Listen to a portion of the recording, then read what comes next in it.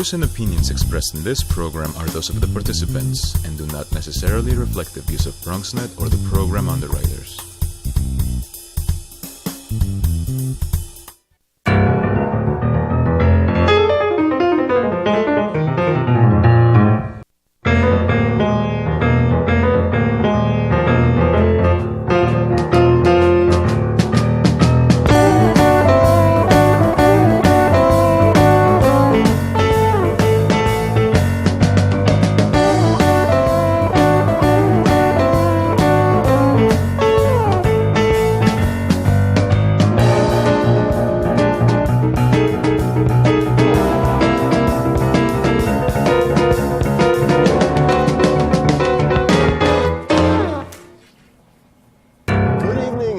Bronx Talk. While the borough of the Bronx still shows the highest rates of teen pregnancy in the city, teen pregnancy rates in both the city and the Bronx have been steadily declining. In 2000, there were nearly 140 pregnant Bronx teens out of every 1,000 girls between the ages of 15 and 19. And the latest numbers show that the number of pregnant teens is down to less than 96 out of every 1,000, indicating a decided downward trend. However, there is federal legislation that appears ready to pass in both the House and Senate that would eliminate teen pregnancy prevention programs and the Title X family planning programs that provide local communities with millions of dollars to implement prevention programs in vulnerable communities, like right here in the Bronx. While President Obama is reportedly likely to veto that legislation, it is evidence of a political trend away from prevention and towards abstinence-only programs. Big mistake, say tonight's guests who work closely with Bronx teens. And so tonight we revisit teen pregnancy in the Bronx. Why, despite lower rates than before, does the Bronx still have the highest numbers of teen moms in the city? What is the cost to the teens and children, and to all of us, of course? And most importantly, what's the most effective way of preventing Bronx girls from getting pregnant in their teen years? We'll take your calls tonight, and so if you'd like to weigh in with comments or questions, or maybe even have a first-hand story to tell or a question to ask, the phones are open and you're welcome to join the conversation by calling in at 718-960-7261. You can also email questions or comments to us at bronxtalk@bronxnet.org, or put them on the Bronx Talk Facebook page, and we'll read them on the air during a future edition of our program. But for the here and now, she is the director of Changing the Odds, a teen pregnancy prevention program at the Morris Heights Health Center. Estelle Ruboni, good evening. Thank you for joining us. Good evening. And also the director of the Morris Heights Health Center's Adolescent Health Center, Dr. Ebony Copeland. Thank you for joining us. Thank you for having me. Ms. Ruboni, let's start with you. Why are the rates of teen pregnancy so high in the Bronx, even though, as I established, they're declining, but in the Bronx we still, I guess, are at the top or the bottom, depending on how you view it, on this issue? What's the story? So we usually say that the Bronx is a center of geographic vulnerabilities. There are many different reasons for the reason why that there is such a high teen pregnancy rate. One of the reasons is that the Bronx has a very high poverty rate. So we have 39% of young people in the Bronx living in poverty. If you were to look at the numbers, that's approximately the population of Staten Island. A young person. That's remarkable. It is. It's remarkable, and it's heartbreaking. We know that a young person growing up in poverty is 3 times more likely to drop out of school, and that's evident in our dropout rate as well. We, as a borough, we have double the dropout rate than the U.S., and that really has a ripple effect in terms of our economy, in terms of our businesses, in terms of our communities. So that is one of the reasons why we have such a high teen pregnancy rate. Mm-hmm. A lot of people would look at that and say, you know what?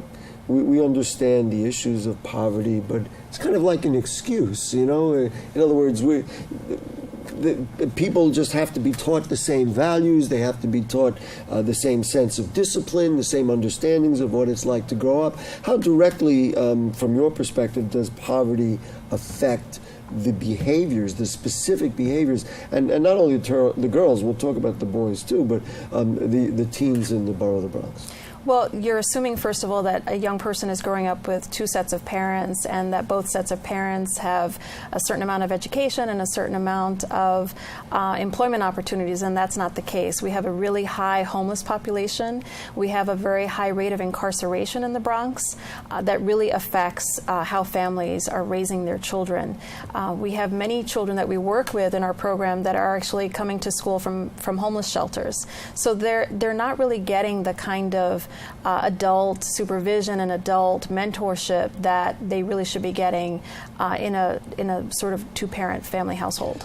The numbers, as I mentioned at the top of the show, have declined, have decidedly declined, not only in the Bronx, but all over the city. And, if you look at it, and you shared a line graph, we don't have to show it here, but basically all the numbers are going down with the Bronx up here, and they're all going downward. Why have they declined? Are we doing better? Certainly poverty numbers, unfortunately, in the Bronx are still outstanding. Right. So why have teen pregnancy rates declined? So it's a combination of things.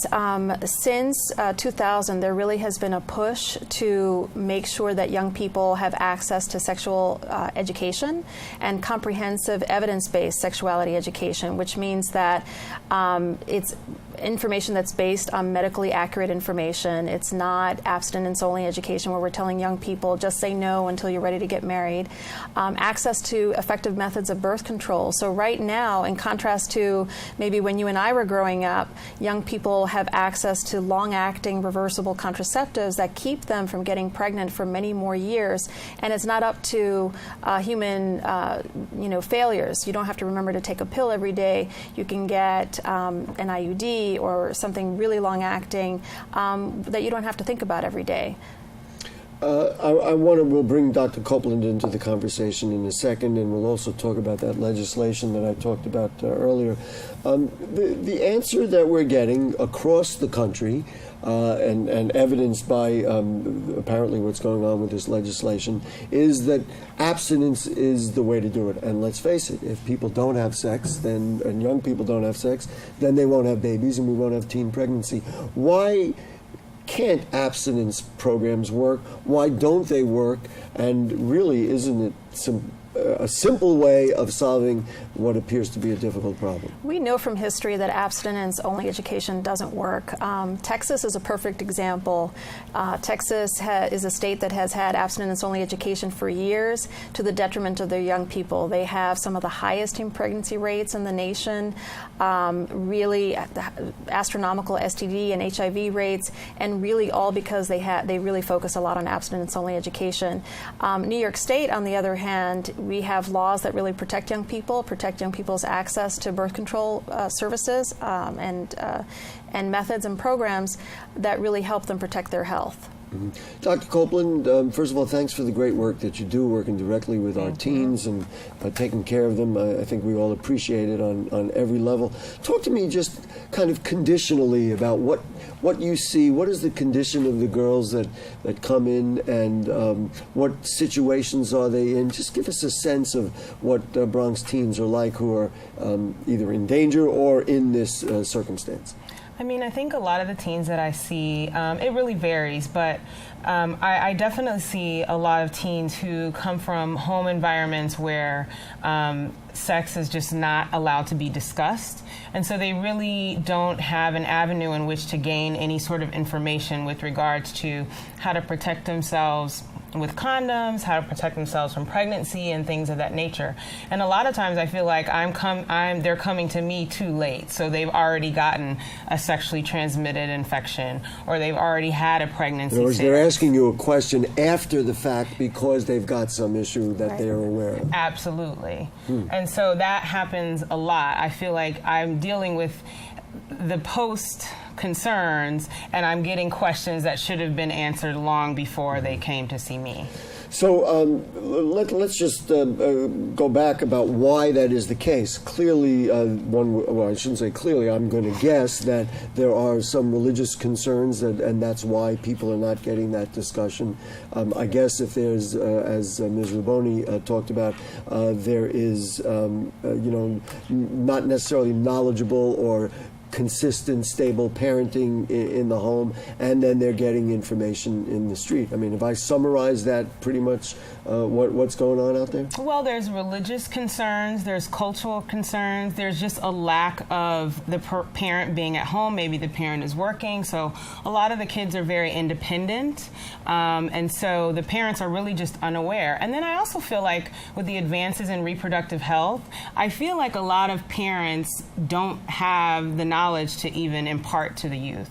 We've had a lot of advances with the long-acting reversible contraception. And there's also these myths about their mother's birth control that has changed. So, for example, the Norplant, which got put in the arm, and it had like 5 rods, and it was metal, and there were lots of complications with it. We have something similar and much better now. It's 1 rod that they put in the arm, and it provides birth control for 3 years. But if you have a parent or an aunt or a grandmother who's of that generation and knows of the Norplant, they're definitely against it. So there's a combination of things. There's a lack of knowledge, and then there's these anecdotes from the past of complications, and the birth control has gotten so much better. I hadn't anticipated asking this question. I certainly have a line of questioning about the teens and their behaviors and all that. It never occurred to me that maybe parent education could or should be part of this equation. Oh, absolutely. Is that something you do? Is that something you do at Morris Heights, or something you'd like to do? Or we try to. I mean, if a young person is comfortable enough to come in with their parent, then that's a fabulous thing. Although that's probably the exception. It's the exception to the rule. Yeah, well, I'm just thinking out loud here, and we're creating on the spot. I wonder if getting a parent group together, or at a school, getting parents together and saying, you know what, times are changing. I'm sure there would be concerned parents who are watching us now who would say, you know, I participate in that, so I understand more about the young people. So they come to you after the fact, and I'm guessing, number one, they need information, but maybe even more importantly, they need a friend. Oh, right? yes, absolutely. And so I'm assuming you provide that. What becomes of the girls? A teenage? Give me an age. Let's say a 15-year-old, 16-year-old. Is that reality? Oh, absolutely. That's a reality. And so they come into you, and it's established that they are pregnant. What happens at that point to the girl?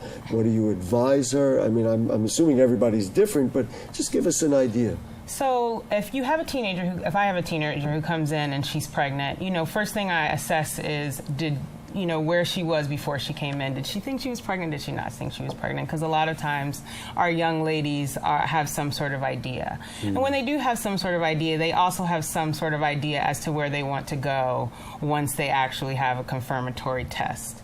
So then When you say go, meaning medically? Where they want to go with the pregnancy. So if they want to continue with the pregnancy, if they want to terminate the pregnancy. And so I just have a frank discussion with them about all of the options out there. So which includes, of course, maintaining the pregnancy and parenting, maintaining the pregnancy and and having the child be adopted, or terminating the pregnancy. So I go through all of the options with them, figure out where they are, and then we try to move forward from there. You say maintain the pregnancy and having the child be adopted. Can I assume there are cases where you maintain the pregnancy and the mother keeps and parenting the child? Yeah. Right now, there is a significant stir over Planned Parenthood, and I'm certainly not going to weigh in onto what's being done or not being done, but the accusations are that maybe groups like yours or doctors like you are actually advising young people to have abortions, and that certainly is of concern. And Planned Parenthood, just if you haven't seen the news, they're saying it's absolutely not true, and the tapes are doctored. I'm not getting into that. Can I assume you're careful about those kinds of things? Oh, absolutely. I think that most providers that do reproductive health are not in the habit of promoting terminations. We're in the habit of providing a safe environment for our patients to make the best decision for them. I mean, that's how I feel like that's my personal mantra, is that, whatever the best decision is for them. So some of these young ladies feel like they are ready and they can handle it and they want to go forward with the pregnancy. So then it is my job to get them into their obstetrical care so that they can move forward. I give them all their prenatal counseling that I can, and support them in every way, shape for that decision. And then if they decide to terminate, it's also my job to make sure that that also gets done as safely as possible. We're going to talk more about that legislation. Last question for you for the moment is, clearly they didn't get pregnant by themselves, and there is a male person involved. Is that person introduced into this process? I hate to ask if it's somebody of age that they shouldn't be having sex with somebody of that age. Who are the guys? What becomes of the guys? Do they get engaged in the process of this? I mean, that to me would be another very large issue here. So, I think that also varies situation by situation. There are some situations where the girls come in for the test and the partner is with them.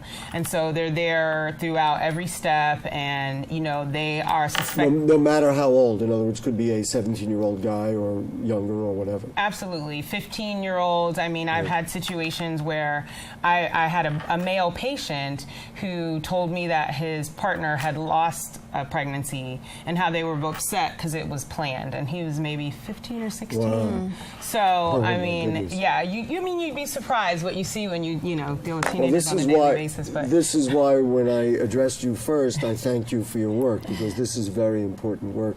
Ms. Raboni, let's talk about the legislation that was out there. That was really what started this conversation to bring you here, is that you were very concerned about funding. Talk to me about the legislation. You did also, and I established at the beginning, that the president is likely to veto it, but it's indicative of a trend here. So talk to me about the legislation and what it says about where we're going in this kind of health in the Bronx and, of course, across the country. So before they've gone to summer recess, both the House and the Senate proposed spending cuts on the new fiscal year 2016 spending bill. A cut of $286 million on Title X funding, which is the funding that actually provides comprehensive family planning care for the poorest Americans. So those are approximately 5 million men, women, and teenagers who would not be able to get this care from any place else because they could not afford it. Let's just repeat the number, 5 million. That's 5 million Americans. And we're talking about men, women, and teens. $286 million is a lot of money, and it would mean that those folks would not get those services, and consequently would probably have an unintended pregnancy that they would have preferred to prevent, and that has repercussions as well. So. Then the other part of the cuts in the spending bill was to cut $101 million from the Teen Pregnancy Prevention Program initiative, which was started by President Obama and which funds many, many programs across the country to implement evidence-based programs that focus on decreasing teen pregnancy rates in their communities. And our program is one of those programs that is funded through that program. So you just to cut to the chase, it would be devastating. You're reasonably, or you feel confident that the president will veto it and it won't be reality. But Correct. The reality is that this is definitely a trend. Let me just introduce this. Reuters reported that Senator Rand Paul is trying to force a vote to block federal funding for Planned Parenthood. Majority Leader Mitch McConnell has started a fast-track process to bring the legislation to a vote. Getting right to the bottom line, is this whole movement about anti-abortion policies? Is abortion at the bottom of this? And they say what I suggested before is that people, let's say like Dr. Copeland, all they're doing is having our kids have abortions. Do you think that's what this is about ultimately? I think it's a conservative movement to decrease people's options. And if the senators were really concerned about abortion, then they would invest money in prevention. And that's what these funding streams are about. They're about preventing pregnancies, not creating pregnancies, which is what would happen if they do cut that funding. Of course, and we don't need to go back in the discussion we already had, but of course the response to that would be, well, abstinence only, and if we could teach our children to be a certain way. I don't want to go backwards in our conversation. You explained to me, and I did look it up, Denver has had great success. Why has Denver, Colorado done well? So they actually had funding from a private funder to invest in providing using IUDs for Denver teens, and they were able to decrease their pregnancy rate by 40% as a result. Implementing these long-acting reversible contraceptives really does a world of good for young people. And in a way, you sort of set it and forget it. And you prevent pregnancy for a young person from the time that they're in their late teens into their early 20s. So you make sure that they graduate from high school pregnancy-free, they graduate from college pregnancy-free, and you set them up for success so that once they graduate from college, then they're able to get employment and relatively good paying employment, and then start a family if they choose to. Dr. Copeland, this dialogue between us tonight began with the talk about conditions in the Bronx that kind of seem to, it's almost like the perfect storm, as it were, that all these factors are in there. What kinds of things would we need to do? I mean, it's so easy to say, well, let's give everybody money and solve the poverty problem. But from a social perspective, what would we need to do to really impact this in the borough of the Bronx? So number one, we don't have the highest rates of teen pregnancy in the city, and also ultimately to really impact the trend so that it continues to decline. I'm not talking about more funding for programs like yours, but I'm talking about societally, what do we need to do? I mean, I really think that one of the major things that we do have to do is address the cultural norms that exist around hindering youth from getting reproductive health. And there are a lot of factors. Or reproductive education. Or reproductive education. Okay. Right, which, also, is embodied in just reproductive health, because you don't have to be sexually active to be reproductively healthy, There are a lot of things that come into play with that. And so what do you mean by that? So, I mean, menstrual cycle irregularities, things of that nature, just being in touch and being okay with dealing with your reproductive organs. Males have a lot of issues that they're just too embarrassed to even bring about that have nothing to do with, sex, For example, testicular cancer is actually more prevalent among younger men than older men. But, if they have a lump or a mass down there, they don't feel comfortable talking to a parent or a mother. And then if they're sexually active, they may be even less likely to bring that to their parent, because then the question follows up like, well, why do you have that? Where would that come from? So this just changing the whole culture societally around teens and sex is what's necessary. And I think there are a lot of components to that. There's, teen education, there's parent education, there's resources, increasing their access to education and information. Where is this done, or where should this be done? In the schools, in the high schools, in the middle schools, and of course there's so much dialogue now about the curriculums and everything else. Is that a good place to do it? In other words, you say it and I can understand that it makes sense, but the thought of, gee whiz, so what are we doing, emphasizing sex education, and do we trust the public schools to be able to do this? I mean, how do we handle this? I mean, I do think that the schools is the ideal place, because that is where most children are. And on some level, you also have access to their parents for the most part, So it is a great place to try to implement this education.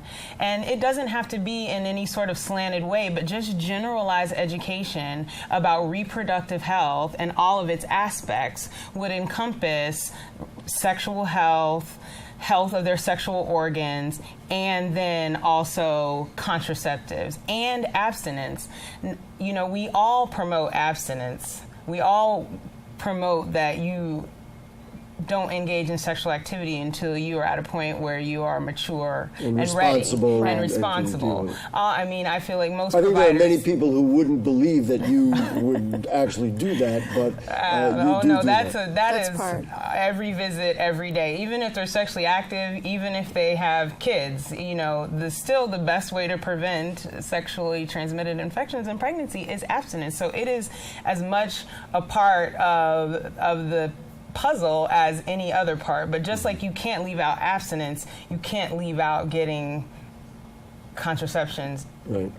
Ms. Raboni, this feeds right into a national trend, really a worldwide trend toward public health, and that the whole notion of health education is a big thing. Presumably, Morris Heights Health Center supports the notion. Do you implement programs like that, and are there ways for people to get education? And by the way, Dahlia, when you get a chance, let's put up some contact numbers for anybody who is watching the show and says, you know what, I could use some help or information. These are the pros, these are the BX people that are going to help you in ways that will do you the best service that you can get. So please use the numbers and the information you get. Anyway, so just talk to me about public health and how Morris Heights handles these kinds of things. So currently we have our youth development program, which is called Changing the Odds, and it's implemented in 12 schools throughout the Bronx, middle schools and high schools. And it really focuses... During the curricular day? During the school day? So it depends on the principals. Some of our principals actually want it during their advisory periods because they feel that it's a really useful piece of information, but also after school. So, and it really, I wanted to add on Dr. Copeland's comment, we really teach sexuality education, which really is all-encompassing. A lot of the times when you teach sexual health, it's all about just the body and sexual relationships and things like that, but we also teach, what is it that you value? What is it that you want in your life? Do you want to graduate from college? Do you want to have a job? Do you want to travel? What does a healthy relationship look like? I'm sure when you go out onto the street in the Bronx, you can see lots of examples of people not having healthy relationships and not really having a clue what that actually looks like. So we talk about things like that in addition to what's out there in terms of birth control methods and how to be sexually healthy. I don't get the sense, we're almost done here, but I don't get the sense from either of you that that you're overwhelmed and can't serve the population that comes in there, or is that No, not correct? I think that's incorrect, yeah. Incorrect, I'm wrong. Mark that down. I think there's, we constantly get requests from principals and students to have programs in their schools, and we don't have enough funding and people to serve them. And so rather than bills like the one that I used to introduce the program that are going to cut funding, you'd like a bill or at least greater understanding that you want to do better. Dr. Ebony Copeland, again, thank you for the great work you do directly with our young people. Thank you. And we hope the numbers will continue to go down, and we appreciate your time this evening. And Estelle Raboni from Morris Heights Health Center and Changing the Odds, thank you for helping to change the odds in the Bronx. And folks, I hope that you got those phone numbers. I don't know if we get a chance, we can put them up again. And that contact info, because there's no reason for anybody in the Bronx to be alone or to have these kinds of problems and not have somebody to talk to. They're here, Okay. If you do have further questions or comments on anything you heard on tonight's show or anything going on in the Bronx, then email them to us at bronxtalk@bronxnet.org. And if you send anything to us, we will forward it as necessary. Promise. Anonymously. I guarantee it. Or you can put them on our Facebook page. That's a little more public, of course. And we read those on the air during a future edition of our program. We ask you to like Bronx Talk on Facebook. You can check out our archives at bronxnet.org. You'll find Bronx Talk on the lower right navigation bar. Now, next week, we go in depth about the New York Restoration Project's design for the South Bronx and Harlem River waterfront, which is going to be a very interesting presentation. It's not the plan that's going to happen necessarily, but it gives us a new vision of what that waterfront is going to look like. Very important for us all in the Bronx. Thanks to our producer, Dahlia Gonzalez, the director, Shirley Arrieta, to Helen and Bianca, the cast of thousands who work with us.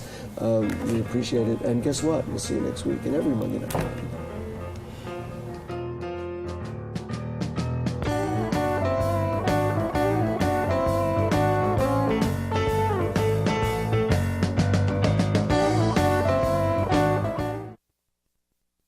So, I got this new family. And I don't know what it is about this one, but she can't seem to put down that toy. Oh, and she even talks to it.